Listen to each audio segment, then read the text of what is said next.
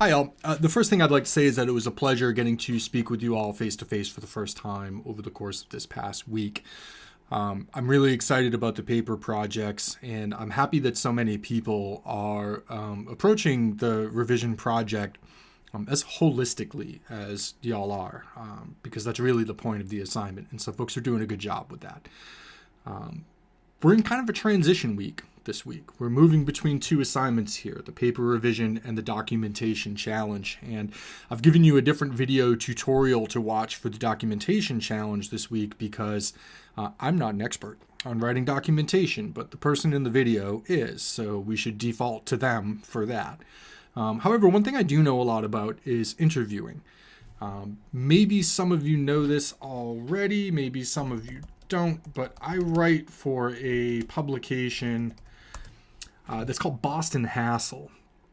And if you look at the bulk of my features on Boston Hassle, which, mind you, there hasn't been one in a while, I'm quite busy, most of them are actually interviews. And I've got four main ones here, actually. An interview with a rapper from Ohio whose name is Jupiter Gray. She's an incredible story, too, where she was dropped from her record label right as she revealed that she was going to transition, and was able to still be picked up by another label and eventually put out a couple of EPs on that label, too. So I interviewed Jupiter because I was interested in her and her story. But some of the other interviews I've done, this is with Sean McLaughlin and Zach Bloomstein. This is about their studio on the South Shore, which is called 37 Foot Productions. It's a place where I go with my band to record, so it made good sense to kind of reach out to Sean and say, hey, let's teach some more people about this. But I've also got these other two interviews out here that I think kind of represent more so like a classic interview style, whereas the Jupiter piece is more of a profile. And the 37-foot productions piece is more of a profile, too. But here we have an interview with Boston's Leah Wellbaum, who is the lead singer of Slothrust. And I wanted to talk to her about the band's new album. I wanted to talk to her about the Boston music scene as it exists post-COVID and the effects of COVID on the Boston music scene. Because a lot of venues have closed. A lot of bands have changed cities, so on and so forth. And Leah's just a really fascinating person, so I wanted to talk to her about, her coming up. For instance, I really wanted to talk about this particular music video here because they do some really interesting special effects in it. This was one of the things here where they turned the whole band into cakes, which I thought was really interesting, and I wanted to know more about that. So the last one that I have here is with Anna Fox-Rachinsky, where she talks about her new album and coming back to Boston for not this past year's because it didn't happen, but the year before that, the Boston Fuzztival, which is a great garage rock, surf rock, psych rock festival that happens every year, put on by Illegally Blind here in Boston. So I talked to Anna Fox-Rachinsky, who is also originally from Boston, about her band Quilt, and some of the work that she's been doing on her solo album, Cherry, here. So the interview is something that I have a lot of experience with and something that I feel like I can teach you a lot about. So that's what we're going to start with today. And you might say, well, why the interview, right, if we're between the paper revision and the documentation challenge? Well, somebody else is going to handle the documentation stuff, and we've got our wiki assignment that is ongoing and something that we're going to need to get information from. Some of that information, it might be necessary to get through interview, especially because we're dealing with people who aren't cataloged on Wikipedia, and Wikipedia is one of the first places that we go for general information about people. So I think an important thing for us to think about is the fact that a lot of the information that we're going to have to get for this project, the Wiki project, is going to have to be gathered primarily. And many of you have chosen people who are on campus at Northeastern or people who you have worked with before in classes, co-ops, and projects. And I think that's a savvy move. So if you haven't, if you've chosen someone to whom you don't have personal access, maybe this video isn't as important to you in the context of the class, but I think you should still watch it because you can get a lot of good information here about a skill that you might not think you'll ever need, but you likely will at some point. and also a skill that helps you in other areas of your life. We go through lots of things that are dependent on interviews, whether it's admission to grad school or you're trying to get a job, whatever it might be. It's good to know how to have a structured, formal conversation with someone that has a goal and a purpose, but which you both treat it as though there is no goal and purpose, as though you're simply having a conversation. It's really hard to do, but I'm going to go over some vital steps for how to do it today in this video. And if it helps you write your wiki, which I think for many of you it will, that's great. That's fantastic.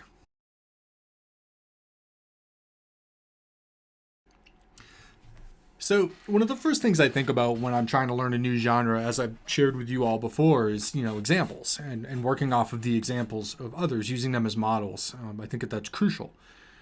So one of the things that I think we should start to do is kind of look at a couple of interviews and say, what makes this interview good or what makes this interview not good?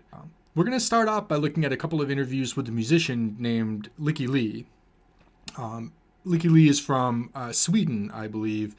She's a pop music singer, an art pop singer, and around the time that this interview was published, she was kind of like up and coming on the indie scene. So she was starting to get some attention. This is from an ABC News segment called Amplified, and I'm not going to say whether this is the good example or the bad example. I just want you to watch it and get a feel for what the interviewer does, how the interviewer conducts themselves, and the effect that seems to have on the interview subject.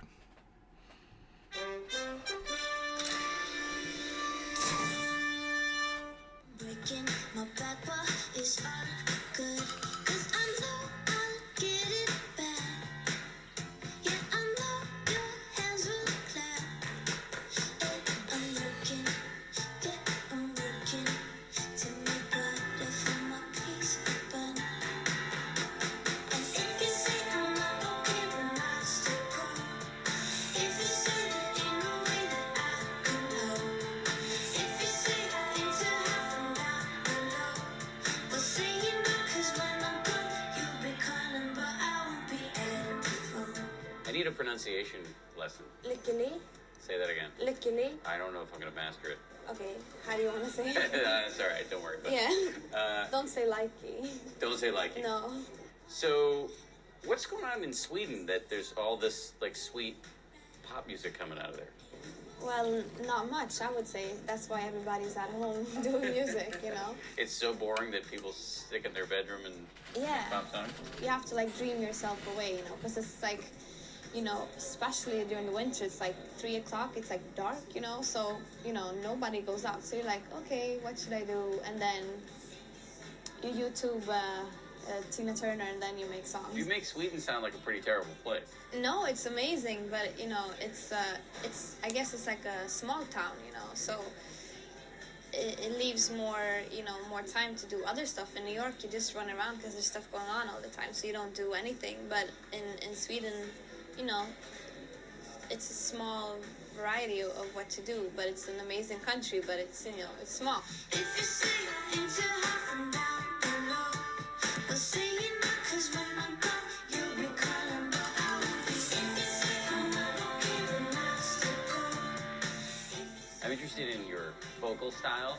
Yeah. Did you pick that style because it's just what comes naturally to you, or was that a choice? No, that was what came, I had a lot of years growing up when I was listening to, a lot of black music and, gospel music, and I was like, oh, I can't really sing like them, so I kind of, my style of singing is just to get by, so I did it because that's the only way it would sound okay, so it's more like a survival instinct, I guess. I've heard it described as feathery, childlike, girly. Yeah, pick the most, the worst ones, yeah. Those are, do you think those are insults? Yeah, I don't want to sound like a child. I want to sound like Rick James. Having trouble telling how I feel, but I don't I don't have the right words to describe it. I wouldn't I wouldn't dismiss it as childish, and the people who call it childish are not. I don't think these are people who love your music. Oh. But it does feel like there's a certain deliberate holding back. Yeah, American singers, they do a little bit too much in my taste, you know. They kind of like show everything they can, like it's like oof, you know. I just want it to be like real direct, like there's no detours of where I wanted to come. So I felt something, so I wanted to be like, you know, when you just open your mouth and your heart just comes out. That's the way I wanted to sing. So I kept it simple because I think simple, I mean, less is more. That's my kind of, you know, style. I like it soft, I like it wet. Got my makeup in a mess, so I cry hard, let it fall, and I won't stop until my tears are all shed. Is the album personal? Yeah. Very personal? Yeah, yeah, too personal, yeah. Elaborate. No, but it's like, you know, it's I can't hide behind anything, you know. It's like everything is in the album. That's why sometimes it's hard to talk about, because I felt I already like opened up so much, so I don't want to like talk exactly what it means, you know. That's like going too far, you know. So do you feel exposed when you're singing it publicly? Yes, but I think as a performer, you should expose yourself. I mean, like, I feel sometimes that I feel, you know, so much, and I can, you know, I'm very emotional, and I feel that way because that's why I can describe it to others, you know, to the audience. I have to feel it more so they understand what I'm feeling, you know. So I feel I don't want to be a performer if I'm not exposing myself, you know. I want to be true, and I want to be like there for the audience, you know. So without pushing you too hard, because obviously you don't want to be very explicit about how personal the album is, give me a sense in general what you're singing about. Relationships? Your parents? Not my parents. I'm singing about myself and how I deal in love relationships and like loneliness and being young and lost and having all these like dreams and hopes, but then at the same time you believe in yourself but you don't, you know. So like confusion, I guess, you know. That's why I named it Youth Novels as well, because it's like capturing a time in my life, and I think a lot of people's lives when you're just like, there's so many roads to cross, and you're just like, oh my god, and it hurts so bad, and I'm very lonely, and he broke my heart, that bastard. And then also like how you know, especially like your first love or love relationships, I think you feel, you know, it's the end of the world, you know. It's so dramatic and you have no perspective because that's the only thing you've experienced. So Yes, but one of your songs is I Love You Just a Little Bit. I think I'm a little bit in love with you. no, but it's Is that not. the rebound? It's I love you a little bit now, but that's because you didn't say you love me. So you have to listen careful on that song, because it's like, I love you so much, I'm gonna die, but I'll only tell you a little bit because like I'm keeping my guard, you know. Kind of like your vocal style. Yeah, exactly.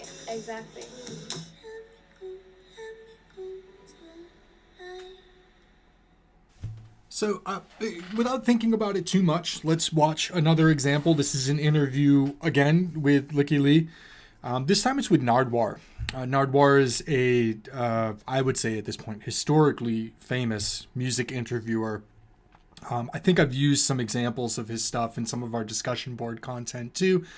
But he's got a very unique style, and you'll see that right away. Again, I'm not going to tell you if this is the good example or the bad example. We won't watch this whole interview because it's a little bit longer. But just make some observations as you watch again about the interaction between the interviewer and the subject, and how the interviewer's kind of prompts seem to affect the subject of the interview.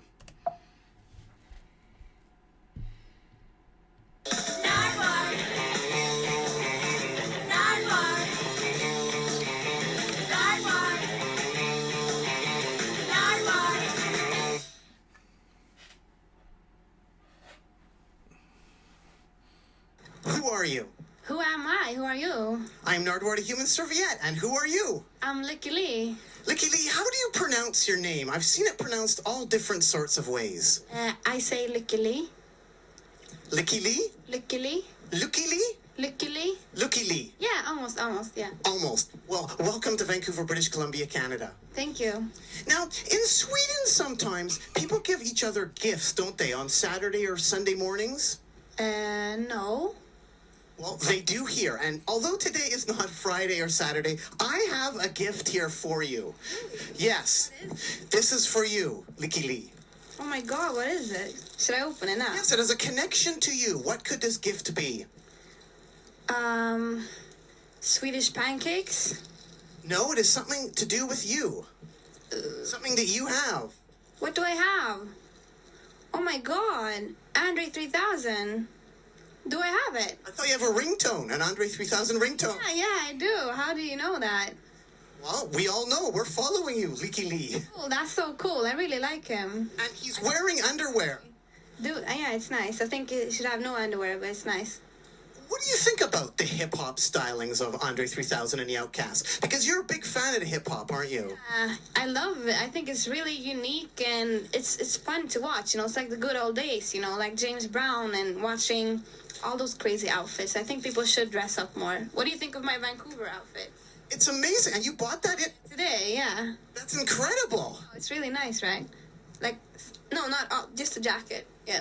Have you been looking for something like that for a long time at all? Yeah, I have. It's the perfect winter's jacket, I think. So now this is going to show up in a whole bunch of your photo shoots, Yeah, I think so. along with the Andre 3000 doll. Yeah.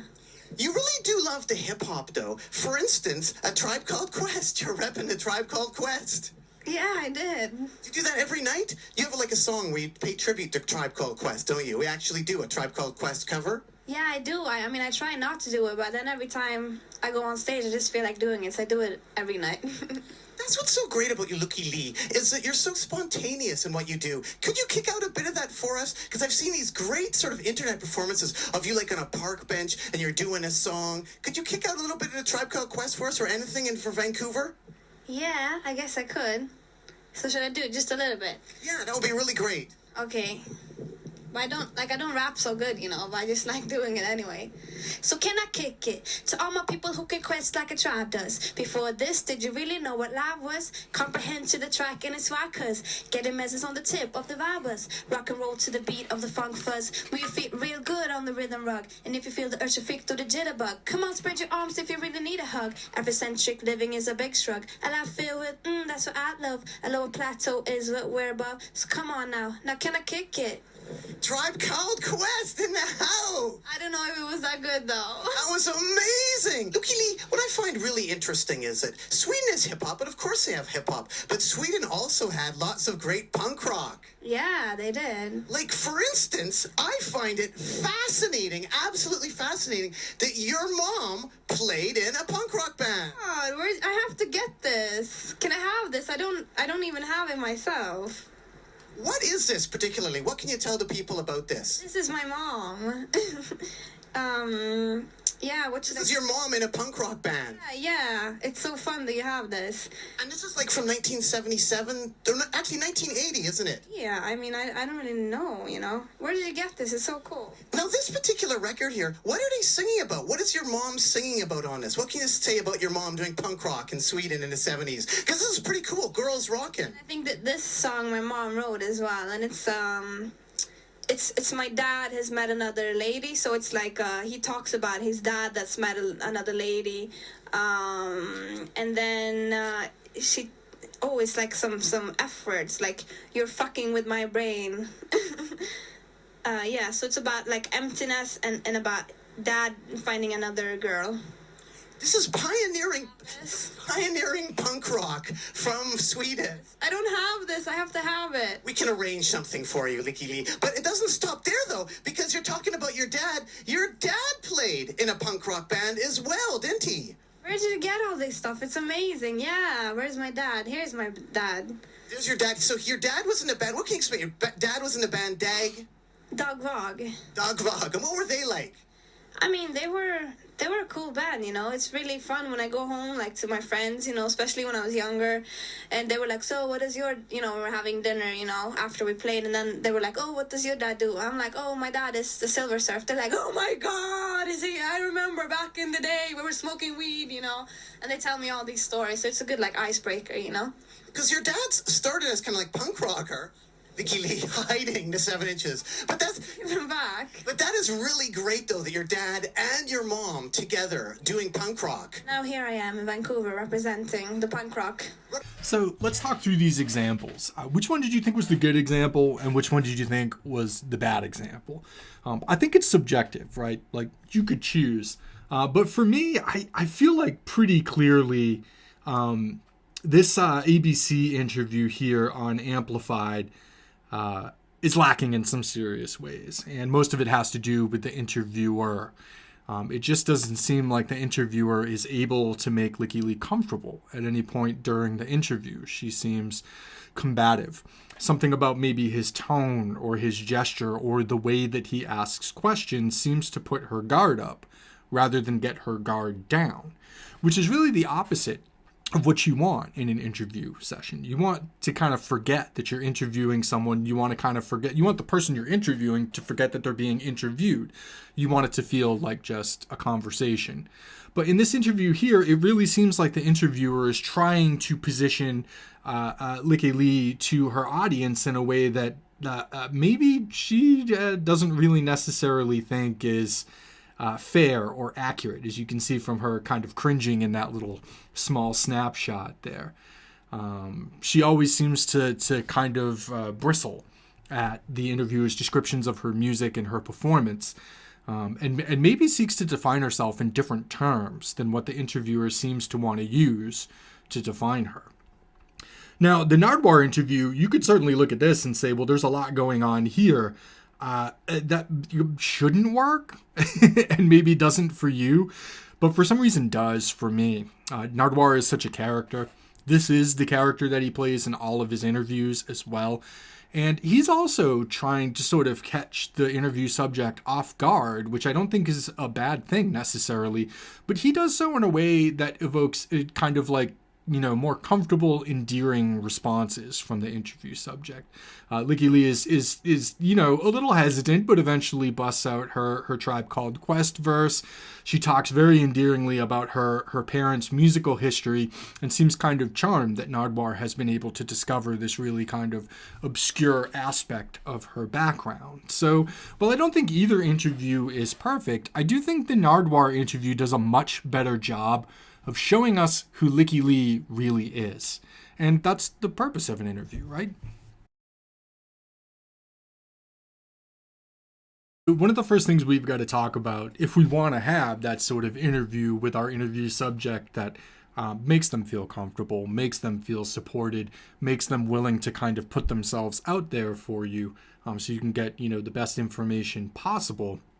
One of the ways that we can do that is through preparation. And one of the things that we should talk about is like what you need for an interview and for the interview itself, and then what you need to do with the content of the interview after the interview. So what you're looking at here is a transcript of my interview with Leah Wellbaum. And if you compared this transcript to what you see in the piece, you would see that I have definitely cut a lot from this interview for the piece. So even though the piece is pretty long and substantial, and even though this interview wasn't very long, it was only a half hour long, there still was a fair amount of editing that I had to do to the raw material just to kind of get what I felt like was a portrait of Leah that audiences would be able to kind of wrap their heads around. So maybe the first thing you should do is get a recorder or figure out how you're going to record, right? So I talked with Leah over the phone, and I recorded this on my computer as I was talking to her on the phone. When I interviewed Anna Fox-Rochinski, she and I just stood together outside the show, and I held my phone up while we had a conversation. So there's a lot of different ways that you can kind of structure the technical aspect of the interview, but structuring the technical aspect of the interview well is key to getting a good interview. The first interview that I ever did was with an environmental activist at a green energy conference at UMass Dartmouth. And I went into that interview with pen and paper to take notes on all of the answers that I got through the interview.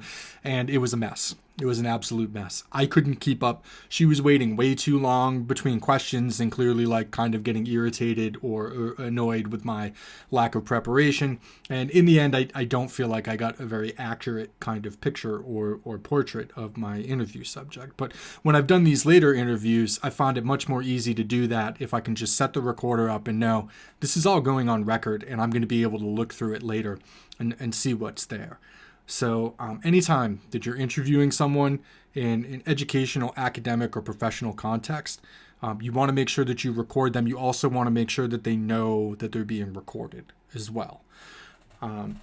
Now, that brings to light another aspect of the situation, that there are certain kind of like legal aspects to this kind of writing and research too, where you are beholden to represent if the piece is being published and made public, you are beholden to represent your subject in an accurate way. You know, you can't simply like make up things that they said that they didn't say, or twist their words around to make them say something that you would rather say and play with context in that way. Your integrity is on the line. And one of the ways that we protect our integrity as writers when we interview is by creating transcripts. So that way we kind of have like 3 tiers of proof for what we gathered in terms of information. We have our own impressions from the interview. We've got the recording that we can listen back to. And then we have our transcription of the recording, which ends up somewhere halfway between the recording itself and our impressions of the interview. So the transcript is vitally important in terms of protecting yourself legally.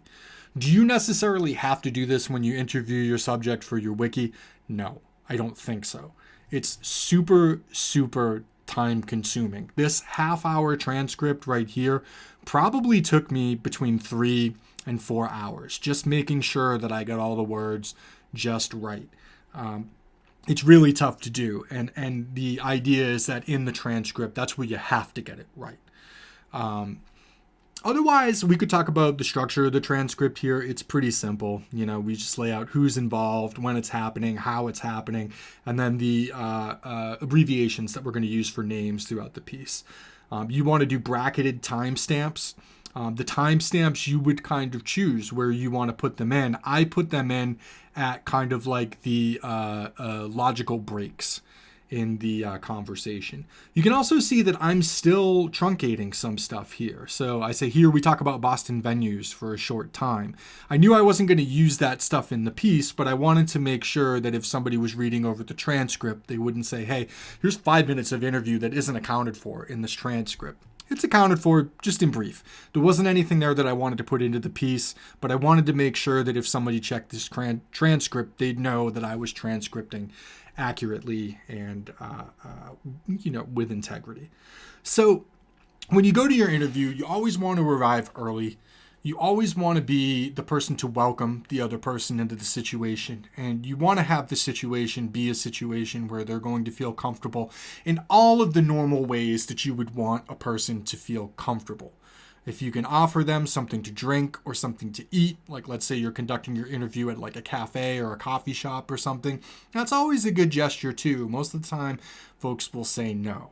But aside from just making them comfortable with the environment, you have to make them comfortable with your process too. Otherwise, they're not going to trust you. And if they don't trust you, they're not going to be as forthcoming. So if they see that you've got the recorder, if they see that you're asking permission, if they see that you're still taking notes and preparing for the transcript part of things, they'll know, hey, this is a legit interview. And I need to bring a performance that's consummate to what the interviewer is bringing. That's how I think you avoid a situation like that first Licky Lee interview that we watched, where really she never settled down or got comfortable once during that entire interview. And that's not what you want. So one of the first common mistakes that folks make when conducting an interview is either they're over-prepared or they're not prepared enough. So you should have a script, definitely. You should have a list of questions that you want to ask, and they should have follow-up questions too, and we'll talk about that in a moment. But more importantly, you should kind of have an idea of where you want to stick to that script and where you want to kind of get away from the script. There's no reason to pull somebody back into the script if they're giving you good stuff through just kind of the natural flow of conversation. But a lot of times that's what we end up doing, right? We ask a question, the person answers, and then we feel compelled to move right on to the next question. And I would discourage you from doing that. When we get into talking about follow-up questions, we'll talk about a way to kind of keep the conversation going, so that you don't necessarily have to do any kind of machination or facilitation there. But the idea is that, yeah, your script is there if you need it. It'll bail you out if you end up in trouble. But you don't want to just necessarily be doing a question and answer session with this person. You want to be having a back and forth conversation. So also kind of counterintuitive for folks is the idea that in an interview, silence is okay. Silence is even good, especially for you as the interviewer. A lot of folks, when there's kind of a lull in the conversation, will feel compelled to want to fill that silence. You don't necessarily have to. The longer you let the silence linger, the more pressure your interview subject is going to feel to speak and fill the silence, and you should let them do that. Okay, so another common mistake that folks make is they don't keep the interview centered enough on their subject. And what I mean by that is that, you want to have an idea going into the interview, I think, of like what your angle might be and what you want to find out about this person. But the interview might not go that way. And if the interview doesn't go that way, that's fine. That's okay. Let the interview go in the direction that it's naturally going in. You don't want to try to sort of shoehorn that person into whatever might be your idea about who they are. You want to let them be who they are naturally. Also, you should prepare follow-up questions. A lot of times folks don't prepare follow-up questions, and that can be a problem because then you end up lacking with substance in the interview. However, keep them optional. You don't have to ask all of your follow-ups. And I think if a person gives a good answer to a primary question and their answer doesn't lead logically to the follow-up, don't ask the follow-up, or maybe figure out a different way to frame the follow-up to them, because simply asking kind of a non sequitur follow-up after a detailed answer, it could rub your interview subject the wrong way, or possibly too, it might just seem awkward or come off as awkward to your audience. So you want to have follow-ups, but it's just like the rest of the script. Use them when they're advantageous to you. Use them when they keep things flowing in a logical direction, but don't necessarily feel like you have to shoehorn all of them in. And then lastly, don't waste time on anything you can learn through secondary research. If you can find it out yourself, don't bother your interview subject with it, If I'm interviewing somebody who is like a semi-famous musician and they have a Wikipedia page and, they've got a bio up on their website and they've got a social media account that I can look at, those are going to be the first things that I do. In fact, one of the questions that I asked Anna Fox-Ruchinski was specifically about a video that I had seen on her Instagram account earlier that day, where she was playing some music on a swan boat in the middle of Central Park with a friend for a video recording project that they were doing. So that's something where, rather than just asking, what are you up to right now? I found something really specific and said like, hey, can you talk about this thing? And that was a result of my secondary research. And I think that's a way to really endear yourself to your subject.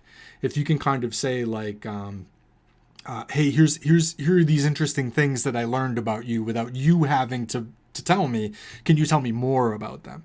And you can see that Nardwuar did a great job of that in the Licky Lee interview by unearthing those old records by Licky Lee's parents, but also too knowing what Licky Lee's ringtone was. Probably that was discovered through some kind of social media post or something like that, and being able to give her that kind of sweet gift that was based on her ringtone there. So yeah, if you can learn it through secondary research before the interview, learn it through secondary research before the interview. And that way the interview subject feels like they're getting to highlight the most interesting and compelling parts of themselves rather than necessarily just giving you the rote details. That said, though, for our wiki assignment, the rote details are important because this is a different kind of thing. We're not preparing this for a video interview or a print interview. We're making a Wikipedia page. So anything that you can't find out about your subject that you think commonly is featured on a Wikipedia page, you want to try to get that information from your subject. But maybe the main interview isn't the time to do that. A lot of times it's common to send out a questionnaire as an interview or a questionnaire as supplemental to an interview where you can collect some of the material that you need that's just information, but that doesn't necessarily mean that you're going to talk about it in the interview. So for things like where did you grow up, where did you go to school, things like that, you might want to send the person just a quick email questionnaire with like 10 to 15 questions that they can just fill out very quickly before the interview, so you've got all that content when you go to sit down with them. Also, the other thing is that's a great way to come up with questions too. If you're not sure what to ask about, kind of rooting through their personal history that's made public so far is a good way to come up with, hey, we can talk about this, we can talk about that.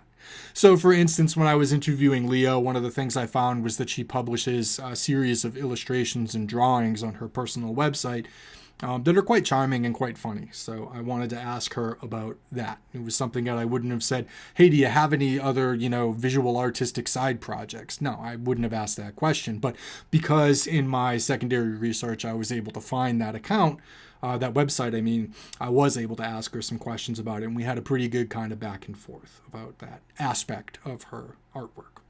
What we call this kind of interviewing when we do it in an academic context is ethnography. Basically, it's a method of research by which you collect data from people by interviewing large swaths of people with maybe a similar background or a similar experience in order to see kind of what commonalities you can find and also what divergences you can find across a large swath of shared experiences. It's often used in the social sciences and obviously in fields like anthropology. I guess if there were a corollary in STEM, it might be in like the project development phase where you get feedback from users. Maybe if you put a game out there in like a testing way and people give you feedback, that's kind of a little bit like an ethnography in a way, or at least it's trying to accomplish the same thing and using a very similar method. So, like I said, it's something that you might not think you would ever need, but it's good to know kind of what the implicit expectations are in an interview situation on either end. Because you're going to find yourself on one end or the other at some point in your life, kind of no matter what you do. So also, great way to research your wiki. If you've got somebody who's on campus or who you know personally or who you have contact with, hit them up. Set up an interview. Make sure you let them know when you contact them roughly how long the interview will take.